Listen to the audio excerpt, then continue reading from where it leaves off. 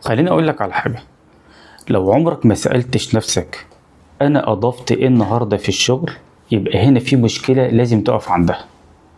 مجرد ان السؤال ده يجي في بالك ده معناه ان انت ماشي في الاتجاه الصح، وانك مش مجرد حد بيكمل يومه وخلاص. سؤال زي ده هو اللي بيفرق ما بين محاسب مجرد بيعمل شغله وخلاص، وما بين محاسب فعلا بيأثر في الشغل.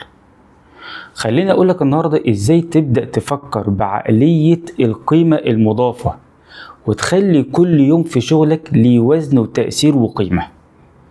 أول حاجة، اعرف هدف كل حاجة بتعملها، ومش كل حاجة هتعملها هتغير في الشركة، بس كل حاجة بتعملها ممكن تكشف لك معلومة، فرصة، هدر، حاجة تساعدك تفهم الصورة الكبيرة.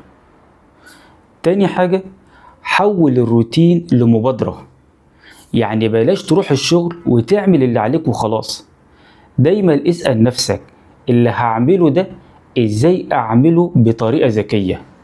يعني تحسين صغير في طريقة شغلك وتفكيرك ممكن يعمل معاك فرق كبير في الآخر. تالت حاجة، ركز على النتيجة مش المجهود وخلاص. يعني 4 ساعات في تقرير عشان يطلع ده مش دليل ان التقرير مهم وليه أهمية. المهم ان التقرير ده ساعد حد ياخد قرار يغير بيه حاجة في الشركة ولا لا.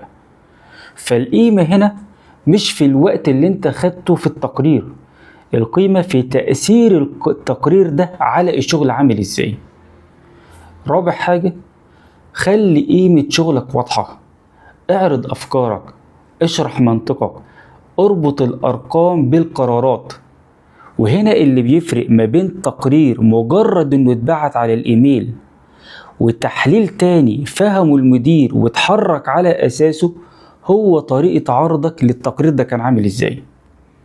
خامس حاجة، قيم نفسك آخر كل يوم. دايما اسأل نفسك السؤال ده: ايه القرار اللي اتاخد النهاردة بسببي؟ ايه المشكلة اللي انا حلتها؟ ايه الهدر اللي انا قللته او وفرته؟ الاسئلة دي هي اللي هتغير علاقتك بشغلك 180 درجة. فخلي دايما بالك من حاجة مهمة، ان القيمة المضافة دي مش مجرد كلام ولا شعارات، دي عقلية انت بتشتغل بيها وبتخليك تسيب اثر حقيقي في الشغل عندك في الشركة.